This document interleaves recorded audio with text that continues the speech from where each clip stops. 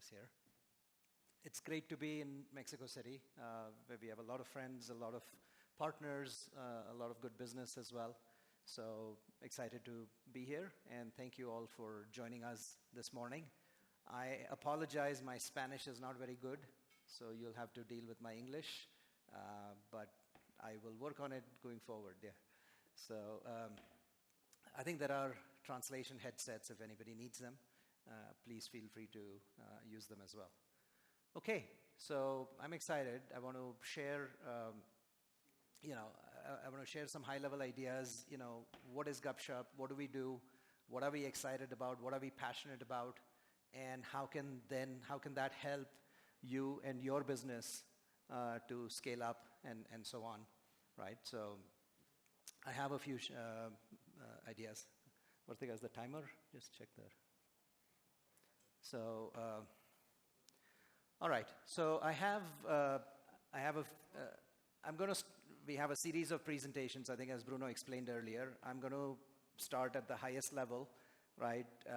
The vision, the mission. What are the big ideas that drive our goals, our strategy, and then we'll talk more about the product. I think my colleagues will talk a little bit more about product, and then a lot of examples, specific customers, how they're using it. So across all of those sessions, you will hopefully get a sense of both at a high level, why is this important, and then sort of specifically, what are others doing and how you can use it as well, okay?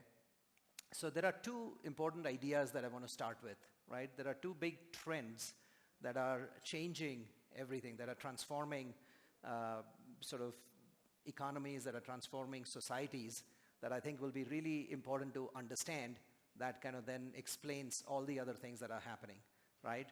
So the first thing is sort of the internet, right? The internet was very transformative, and of course we all know how big a deal it has been globally.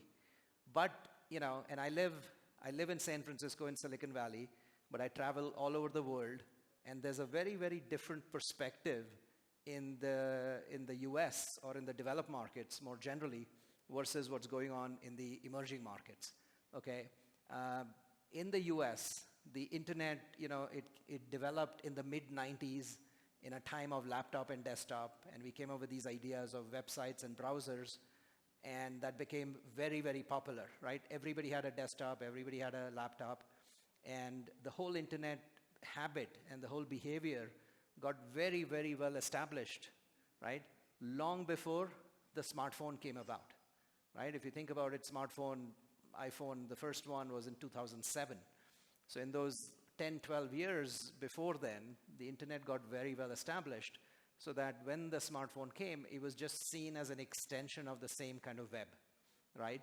There were large websites, large screens on a laptop or desktop. Well, you had a smaller sort of website on a phone, or maybe you could have a mobile app and so on. But the emerging markets, right, and I'm generalizing a little bit, but the emerging markets grew very differently. Countries like India, Brazil, Indonesia, and then of course Mexico, we all leapfrogged, right? It's almost, most people don't have laptops and desktops when you think about the whole country at a population scale, but everybody has a smartphone. Everybody is, and on those smartphones, the most heavily used app is the messaging app, right? So people's perception of the internet in the emerging markets is very different, right? It's a mobile-first, messaging-centric ecosystem versus a laptop and desktop-centric, web ecosystem, right? So when that happens, the way people consume content or commerce or transactions or payments or customer support, all of those things are very, very different, okay? So this is the first trend to keep in mind. And then the other big trend, the big disruptive change recently, as you've read in the news a lot, is AI, right? And AI, of course, is a very long field. People have been working on it for, 70, 80, 90 years. But recently, large language models, right, LLMs in particular, have been very disruptive, and they've mastered language. Computers have learned human language, right? And that's a really big deal. So with with the breakthrough capability of LLMs, suddenly what you're seeing is, the nature of computer interfaces itself is changing. The earlier interfaces were, like I said earlier, like they were a bit like website and apps. They were structured. You go to a screen, a tab, a button. You click a button, something happens, right? So these are very structured interfaces. But now we are going to very unstructured, natural language, freestyle, conversational interfaces, right? And all of this is possible because of AI, right? Because of LLMs, where now you can have these kind of conversations. So when you combine these two trends, right, you have sort of the rise of smartphones and messaging apps that everybody's using. And then you take AI and LLMs, right? So you take conversational AI together, and instead of website and browser as a way for people to interact with businesses or consumers, now you have AI agents inside messaging apps, right? This is becoming the new paradigm. And basically, the way I like to describe it is, instead of humans having to behave like computers, now you have computers behaving like humans, right? They can understand our language. Machines can understand natural language, conversational experiences, and so on. And this is a really big deal, right? It's more natural, it's more intuitive, no training required. You don't need to be tech literate. You don't need to be tech savvy. You don't need to figure out, how all these things work. You really just chat like you're chatting with a friend or family member. Now you can talk to a software program or a business in exactly the same way, right? And I think, and this is really transformative. It's really disruptive, right? So imagine even the grandma or the grandpa in the remotest village of Mexico or India or Brazil, which, today there's a digital divide, right? There's the connected, people like us in the room here. But when you look at it on a population scale, there's a lot of people that are not fully connected into the digital ecosystem. But now, guess what? The AI can understand his or her language, his or her accent. So that person doesn't need to be digitally literate. They don't even need to be literate, right? Read or write. They can just speak like they would speak to anybody else. But now they can access a universe of digital services, right? Anything that's available on the web and all the powerful capabilities, and you can access, everybody can access those capabilities and those services, right? So this is going to really transform countries and societies and economies in a very major way, right? And this is particularly true in the emerging markets, right? In some sense, a lot of this transformation already happened in the US, with the earlier wave of internet, and now it's just getting better and better. And some of this also happened in China with WeChat. If you're familiar, it's another messaging app, right?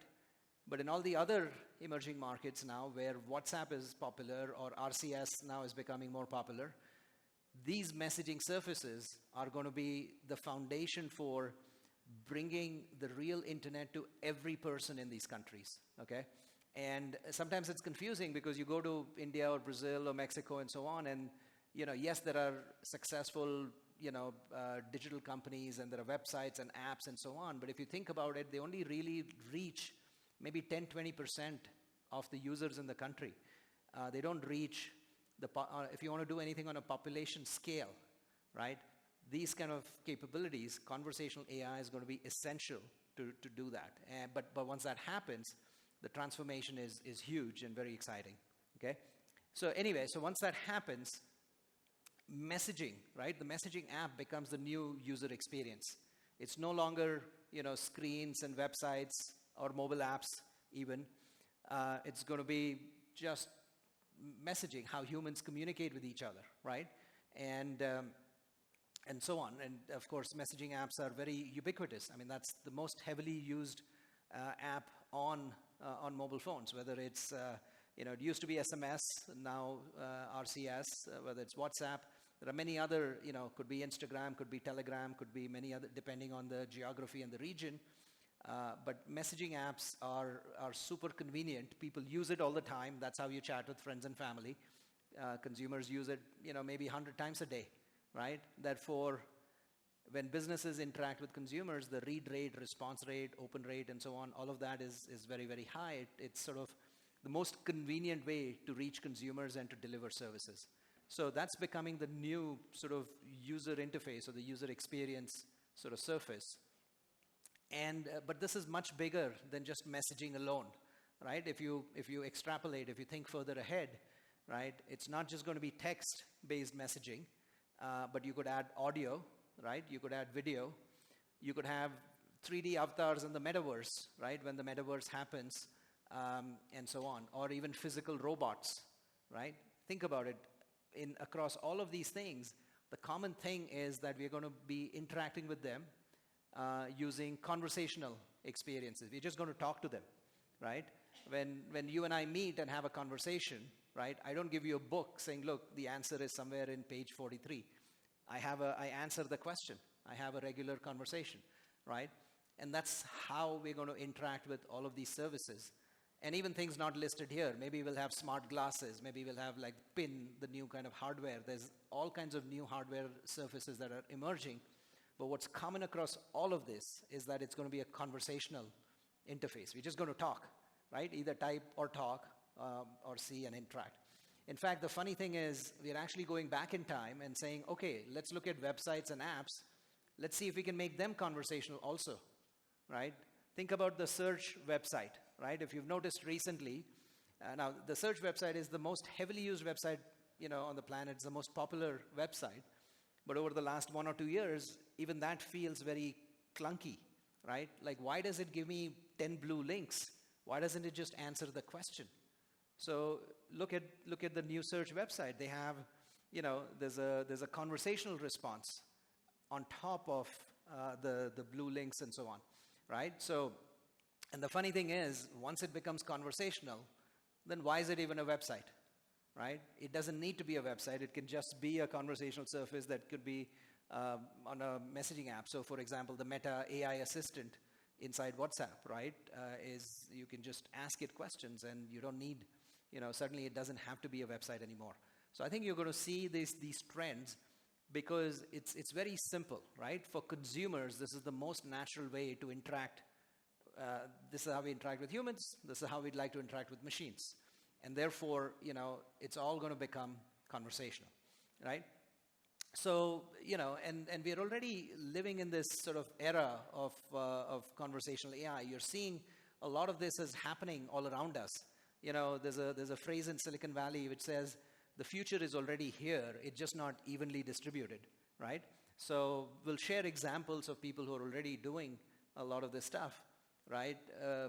And I'll just mention a handful, but across different industries, whether it's banking and financial services, or utility, or health, or travel, and then even beyond, right? Education, hospitality, government agencies, and so on, right? And they're seeing huge adoption, right?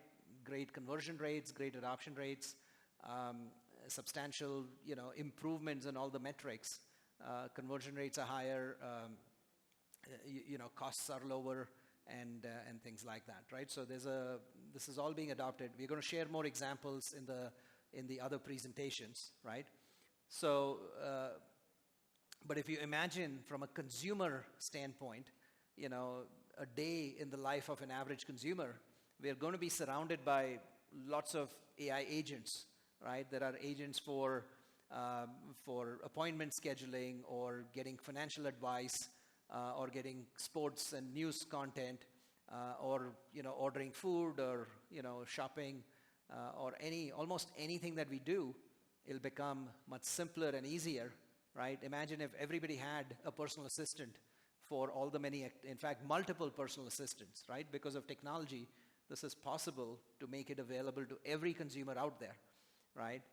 In fact, think about it. Today, if you think about a bank, they'll have a relationship manager, and usually that'll only be for premium customers, right? But now, because of technology, we can make it, or they can make it available to every one of their consumers, right? previously you had to choose, saying, okay, if you provide great service, but it's expensive, so it's only for a small number of users. But now, because of technology, you can provide great service to everybody, right? So I think it's going to be really a game changer. So what are the, so what's next? What are the implications for businesses such as, yourselves in the room here? And the opportunity, this sort of paradigm shift, right? This new way of doing things is going to be both an opportunity and a threat, right? If you take advantage of it, it becomes an opportunity. If you ignore it, right, it becomes a threat. And we've seen this time and time again, right? When the web came about, there were businesses that adopted the new way of doing things and succeeded, and there were plenty of businesses that stayed completely offline and have struggled. I mean, if you look at retail in the U.S., the retail industry continues. It's a long slide over the last 20 years, and still continuing to struggle. What's going to happen when the internet arrives on a population scale in Mexico or in markets like these, right? There's no reason why it's going to be any different, right? Because consumers like the digital experiences. It's easier, it's simpler, it's more convenient, more natural. They're going to adopt it, and as those consumer behaviors change, it really there's a lot of implications for businesses as well.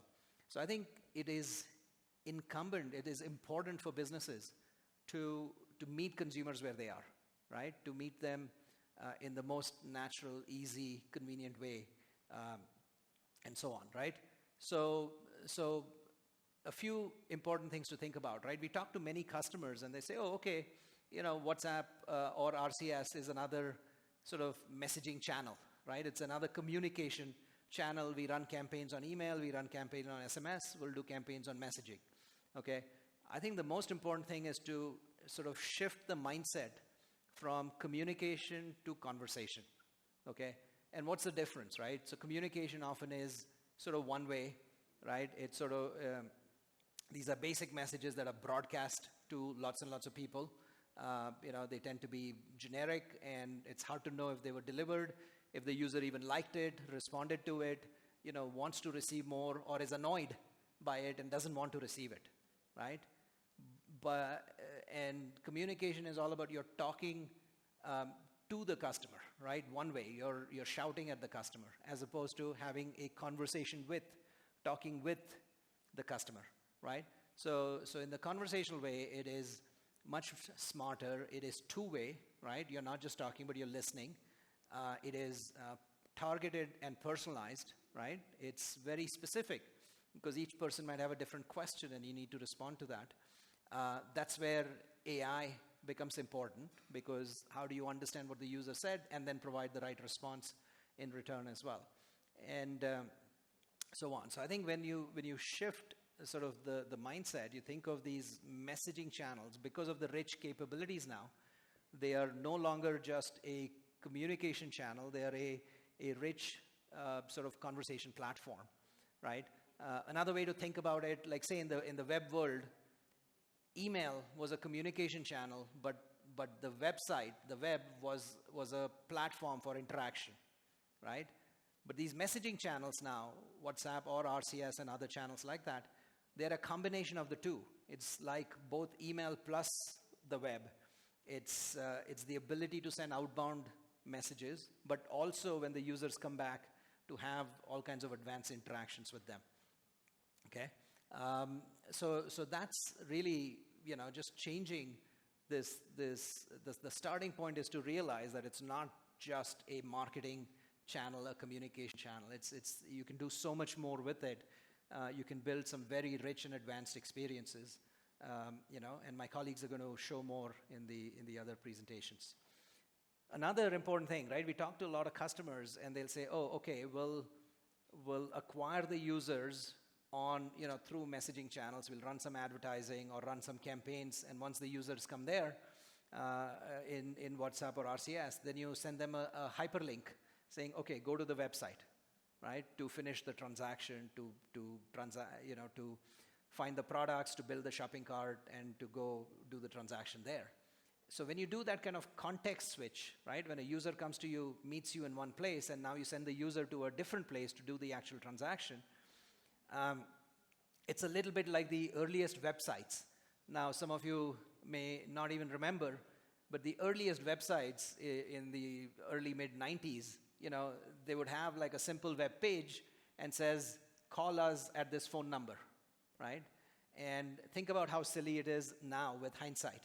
Your user has found you, has come all the way to your website online, and now you want them to call you because you haven't set up your website, right? So you're forcing them to switch context and call you in the old way of doing things.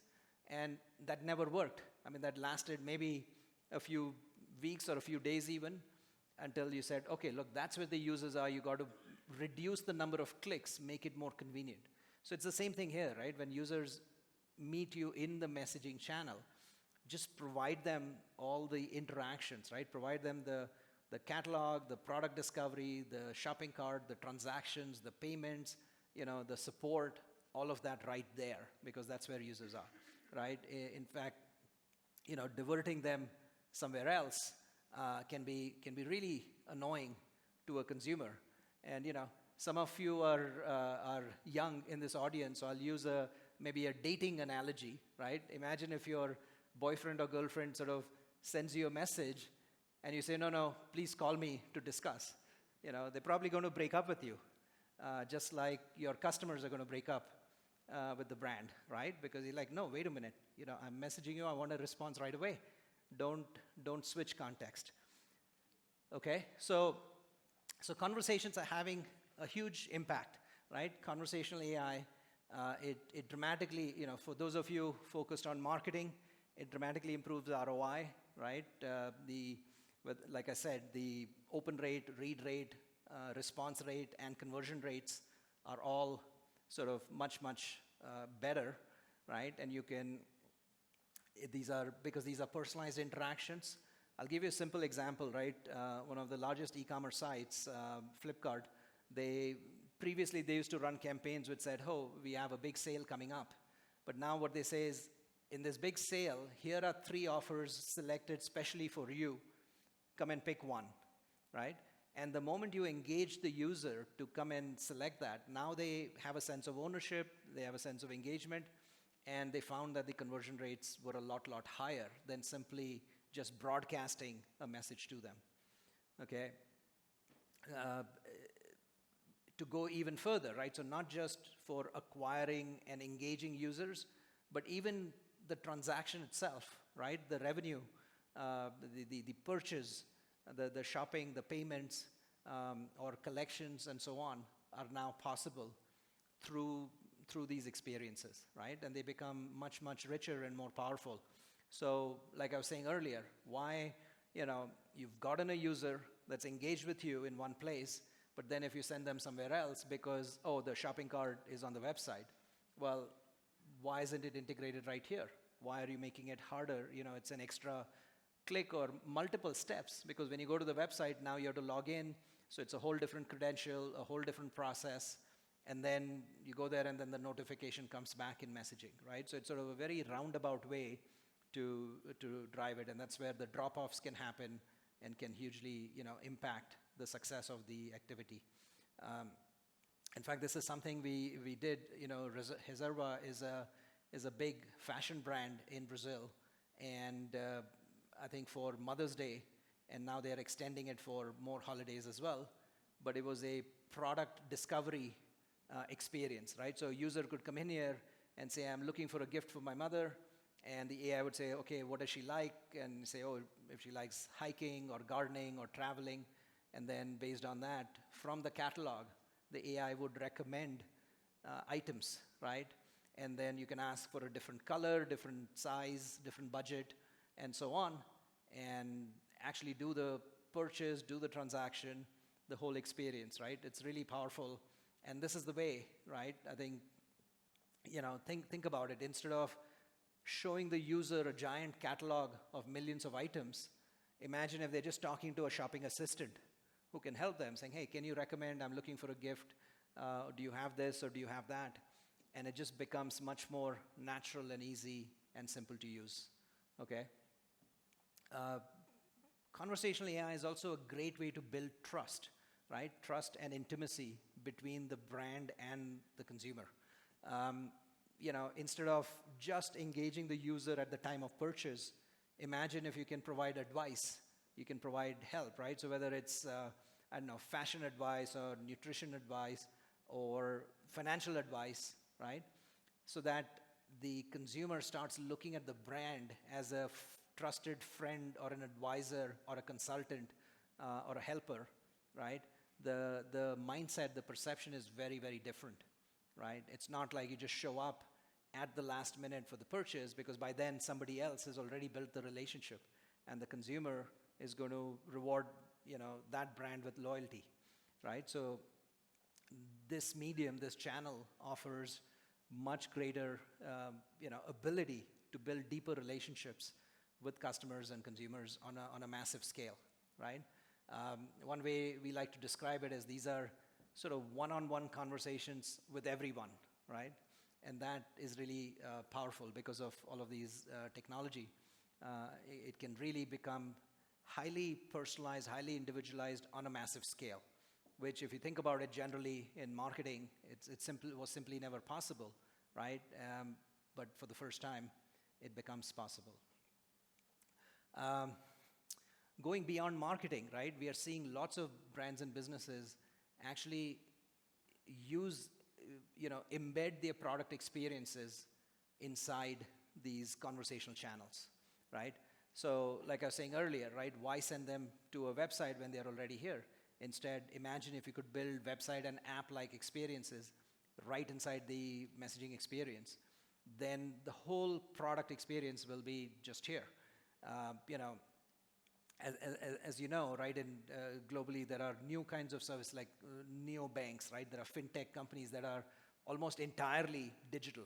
They don't have a branch location, they don't have ATMs, they're just purely digital, right? And when you extend that, right, we're going to have businesses that are going to be purely conversational. The only way to interact with the business is through these messaging channels. But through those channels, it'll be AI-powered experiences, more natural, more intuitive, more convenient, and so on. So the full product experience can now be delivered and enabled. And it's not just for web and apps, for commerce or banking kind of experiences. We've even seen gaming companies, building sort of light games that are embedded inside the messaging experiences and so on, right? So I think the deeper you can integrate rich product experiences into this whole thing, the more convenient and easy it is, right? Of course, has a huge impact on customer satisfaction, because from the consumer standpoint, they can get 24/7 support with a knowledgeable support person, right? So anytime, any language, any product, and that customer support agent, the AI agent, knows not just all the products of the company, but they also know you very well. They know the consumer very well, and therefore can offer a very personalized experience. It says, oh, you already have these products, well, maybe you could try this one, or try something different that's highly personalized for that user, right? So anyway, so we, Gupshup has been doing this for a very long time. We've been in the messaging industry for about 15 plus years, and we've seen every transition in the messaging industry, right? So, but more recently, as this whole conversational platform has emerged, and then LLMs and AI has emerged, we've been thought leaders, market leaders, product leaders, offering a lot of capabilities, right? And I've laid out the overall goal and the vision, and my colleagues are going to talk more about what we do and how we help businesses. But in a simple sense, right, we want to help businesses thrive in this conversational era, right? And we want to do that by building the best platform for managing conversations, okay? And you're going to see that there's a lot of complexity, there's a lot of detail, but also a lot of advanced capabilities when it comes to managing conversations, right? So that's what we help customers with. We have 45,000 customers in actually 120 plus countries. So that's unique, right? That's what Gupshup brings to you. We see best practices from different kinds of regions, different kinds of industries, different customers, and so on. So wherever we see some new innovative things happening, we can bring that knowledge to all our customers to help them get more sophisticated to adopt it. So you may recognize, some of these brands, but they are global customers. And the bulk of our presence, the bulk of our growth and successful traction is all in the emerging markets, right? So in addition to Mexico, Brazil, India, the Middle East, Indonesia, Africa is growing, starting to grow as well. A little less in the US and Western Europe for the reasons I mentioned earlier, right? Those markets tend to be very web-centric. But even there, now things are changing as LLMs become more and more powerful. And like I mentioned, websites are also becoming conversational. But so far, in some sense, the emerging markets are leapfrogging. They are far ahead in adoption of these capabilities. A lot of the innovation is coming out of markets like these, right?